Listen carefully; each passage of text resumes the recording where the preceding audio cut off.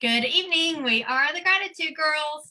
Gratitude girls are in the house. Hi, Lori. Hi, Grandma. Hi, Catherine. Last time we spoke, well, on camera, you were waiting for your grandbaby. And last week we had an honorable whole week. And for the rest of Gratitude Girls' lives, we will honor all the grandbabies. And I want to welcome your grandbaby into the family of the Gratitude Girls. Thank you. It's so sweet, so wonderful to be there. Well, if there's anything that you want to say, we'll start there. And to anybody who's tuning in with us to Gratitude Girls Coaching and Training, we're first honoring the growth of our families. And we took a personal day last week because it was a special event. So we know if you're not here live and you're tuning in after, we totally understand that. We certainly want you to pick up where you left off with us because we have some fun things to share with you. So life gives us all kinds of fun things to celebrate, and we're so happy to be able to do that together, Lori. Is there anything that you want to say about your grandbaby before we begin? Oh, just he's the most wonderful thing in the world. Spoken like a true objective grandma. You're Grammy, right? Okay, so That does that mean when we start our show, I say Rara's in the house and you say Grammy's in the house? might have to do that. We have to try that. Then you'll know how it feels. Now you know why I say Rara's in the house. It's like rah, rah, rah, rah. One for each grandchild. You just brings you right back to that moment. That's the reason for the branding of rah, rah. So think about that. It just lifts your heart. Doesn't matter what kind of day you're having. As soon as you hear the, and wait till your grandson says, Grammy. You are going to hear it in your head over and over again, just like you can feel how wonderful he feels. Okay, we could talk about this for an hour. So let's get on to our coaching and training. My name is Catherine Sarah Myers, affectionately known as Ra Ra is in the house. And now you know the story why. It just touches my heart. And I'm here with my amazing Gratitude Girls partner who has now joined the club of grandmothers. Oh my God, it sounds like an old club. I'll change that. The club of having children. Lori Zelkruzecki. Lori, you're in Columbia, Tennessee tonight, right? Yes, I am at our wonderful little rental. Yeah. You're on such a journey. It's amazing. Just, keep your eye on the Gratitude Girls because we get to do so many things. Lori, do you want to share the title of what we're going to discuss tonight and then we'll get right to it? Sure. Yes. Our title tonight is Are You a People Pleaser? How would you know if you are? And some healthy practices where you can please others that will also gain respect and build confidence. So, to those people pleasers who are watching tonight or on the replay, you know if you're one of those, right? You know if you're always putting other people first. What do? Here are some of the tips. You agree when you don't, which means you don't say no, you say yes.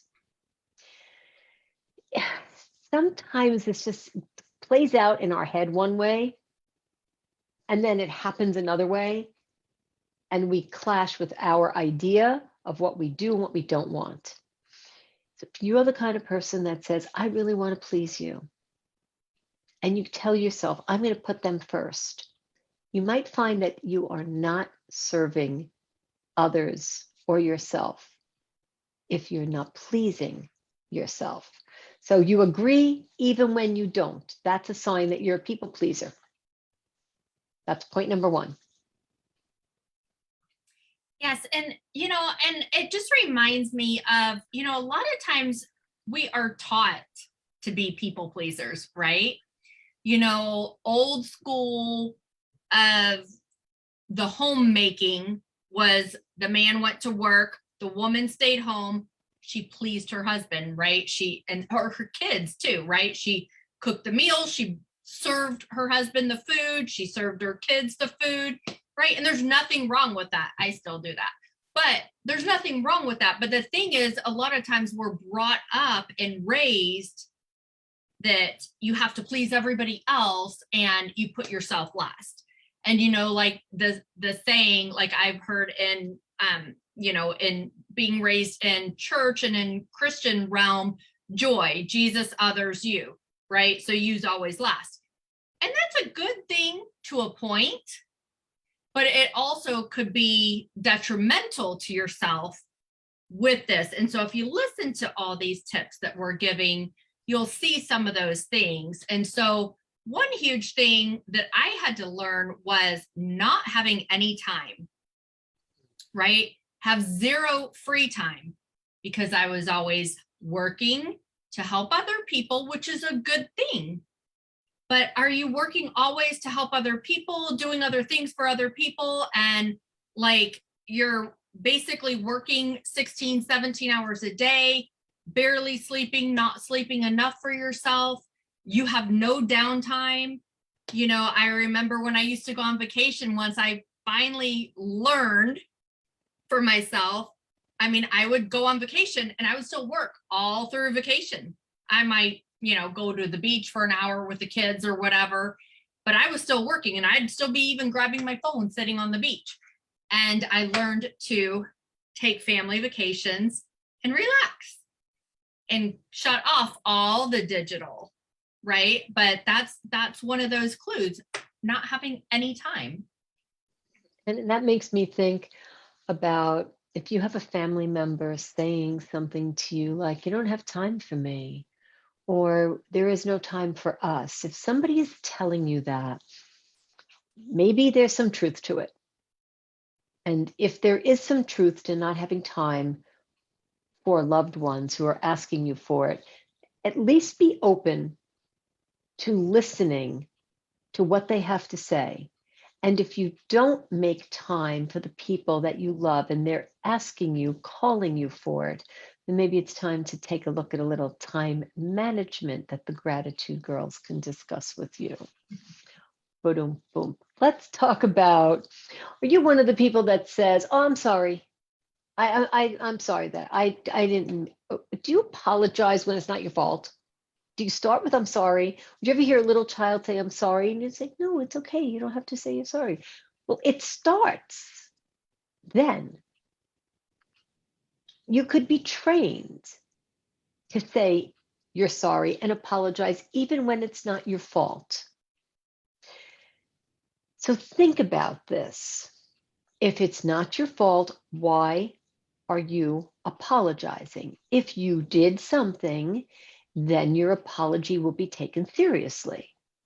Oh, I'm sorry I backed up into your car. I didn't see you. It's one thing to apologize for something you did. If you didn't do it, saying you're sorry, using that as a filler in a conversation doesn't really make a lot of sense, because you're really just giving the universe the message to give to you that you're sorry and there's no reason to be. So, don't do that. Right, exactly. But also don't be afraid to say no. So there's lots of demands on most people's lives. And like as a woman, you might have your husband asking you to do things throughout the day. You have your kids asking you to do things, pick up their schoolwork, to help them with their homework, to take them to soccer practice, to take them to their friend's house. Then you have clients if you're working a business and they're asking you to do things. And you might even with that, you might take on so many clients because you just can't say no. You just constantly say yes to the same thing, to people please, right? You might be involved in your church and people at the church ask you to do things. It's great to do things and for the ministry and for other people, but the same thing, if you're saying yes to so many things, it kind of goes back to my last thought of just not having any free time left for you, but just be okay with saying no every once in a while. It's okay to say no. It could also be a bit of a bad habit to want to feel needed. And that could just be like cracking your gum.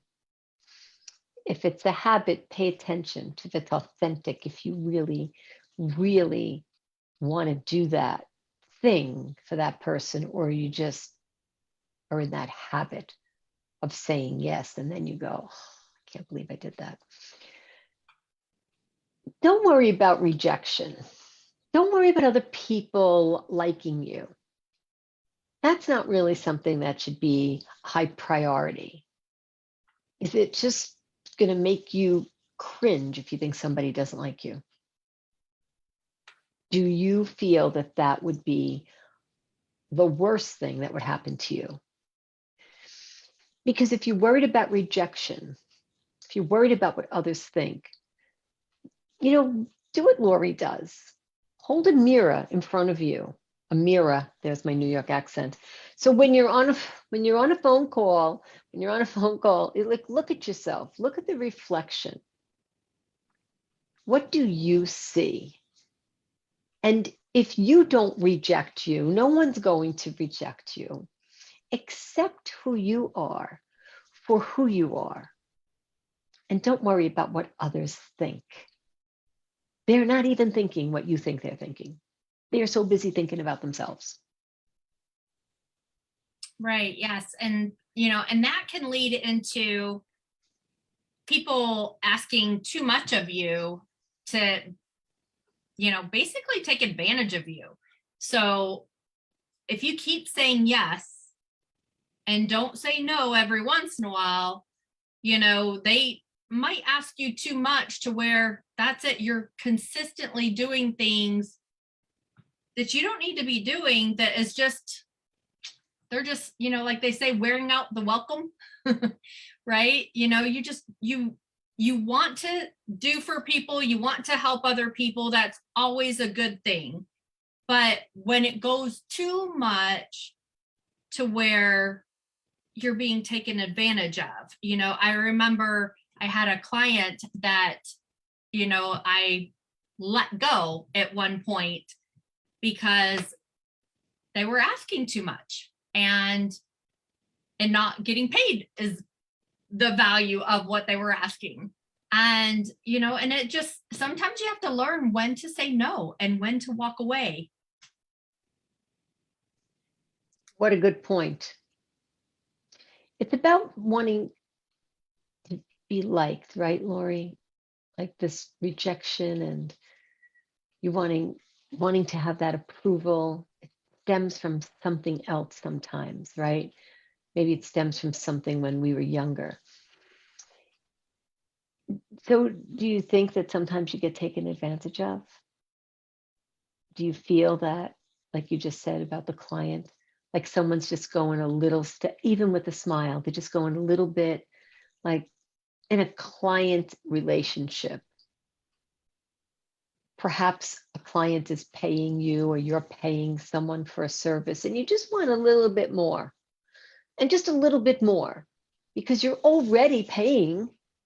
What's wrong with that? Well, imagine if you were ordering this, I have no idea why this came to, carpet by the yard. And you said, well, can I just have a little bit more? Sure, this is how much it costs, just a little bit more, just to put in my closet, or maybe just to put in the hallway, or maybe if I could just have a little bit more, I could do the next room, or fabric to cover my couch, and then maybe a little bit more to cover my chairs. Sure, but do you feel like you're being taken advantage of?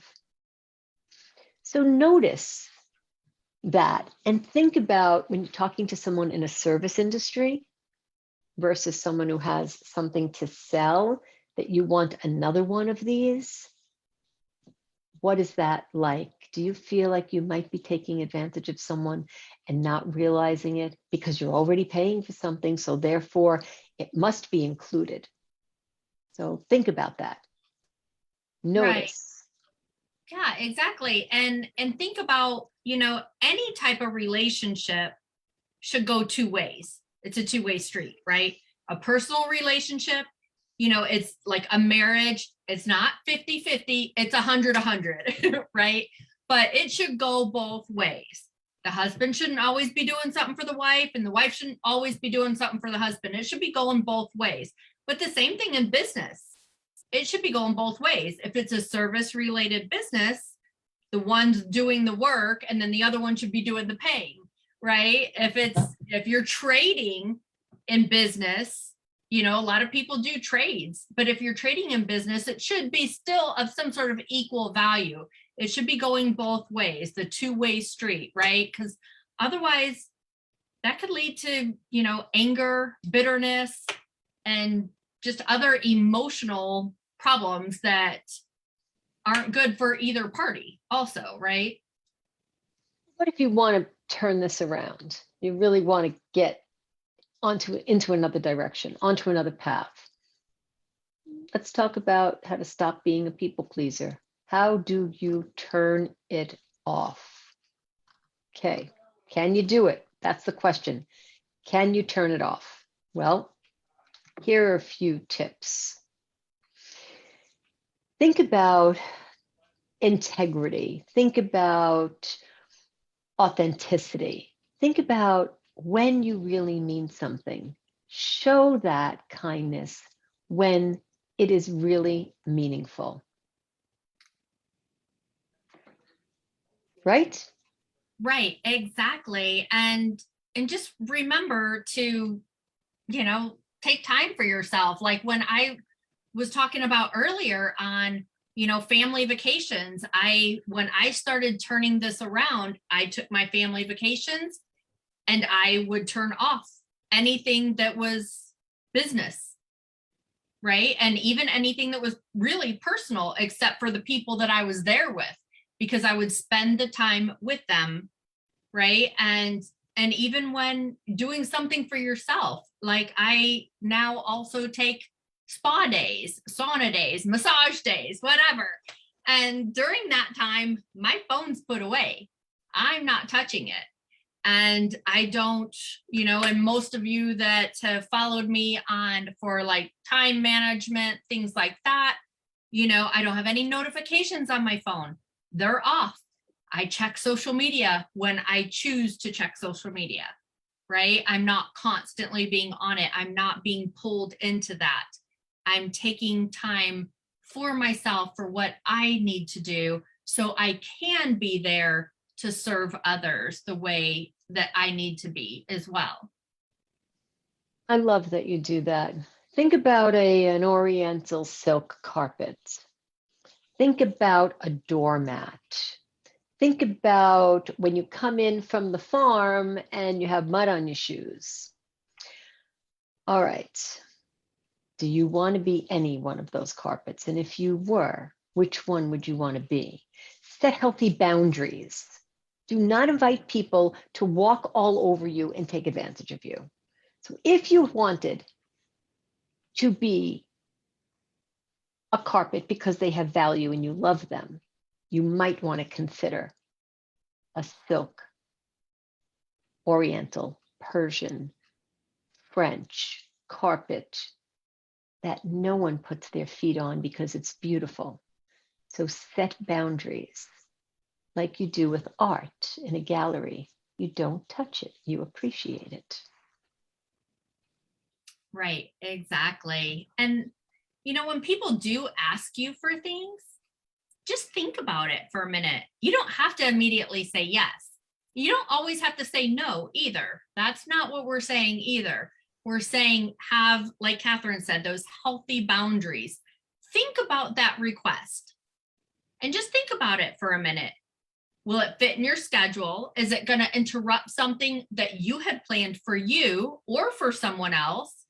Is it reasonable? Is it someone that asks something only when they need you, but any other time they're not there for you, they're not around, but they only come around when they need something from you, right? You know, it makes me think about especially since we've moved several times, which granted we haven't asked people to help us move, but you know, thinking about that was, you know, I've heard this from other people before, that anytime someone needs to move, that's when they call.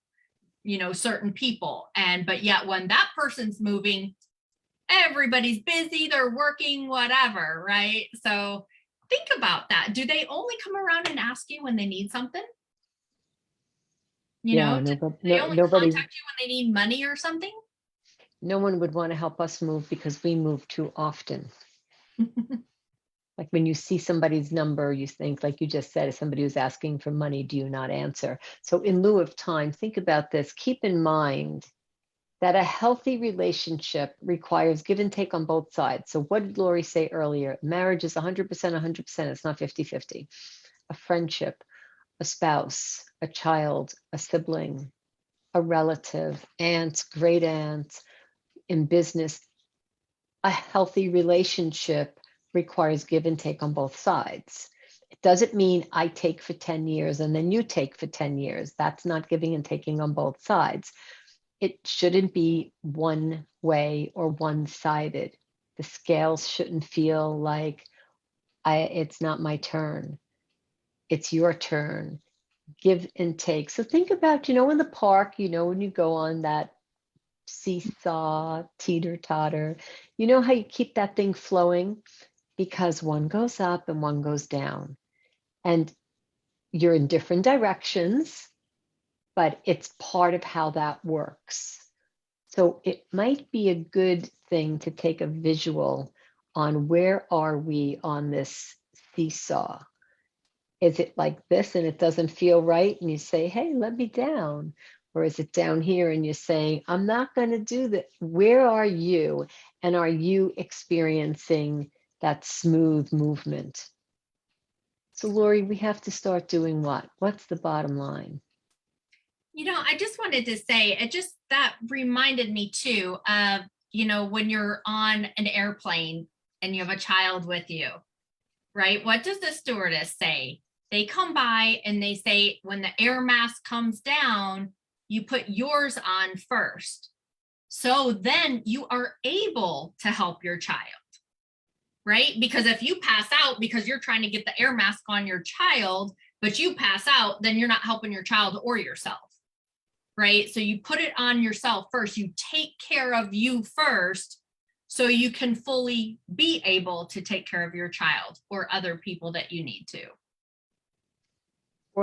For that good positivity right into yourself. I love that example, Lori. That really makes a lot of sense. Help yourself, put yourself first. If you don't want to think of it as, well, if I don't do this, then something terrible is going to happen. Think of it like Lori said, she has a spa day, a massage day. Put yourself first so that when you give to others, you are prepared to receive and to give. Because if you are giving and you're not receiving, well, I have interesting news for you. You may not be giving the way that you really think you are giving if you don't know how to receive. When someone says, oh, I don't really know how to take gifts, or I'm not really good at that, or, well, then you might not be good at the other part of it either. It requires giving and receiving equally, not one-sided, not taking and not just giving. Take a look at yourself, do sort of a mirror check. Take a look in the mirror and say, am I doing that? Do I need a little bit of assistance? What happens if somebody wants to get a little bit of a Gratitude Girls perspective on this? What can they do about it? Yes, definitely. So go to our Facebook page at facebook.com/gratitude girls.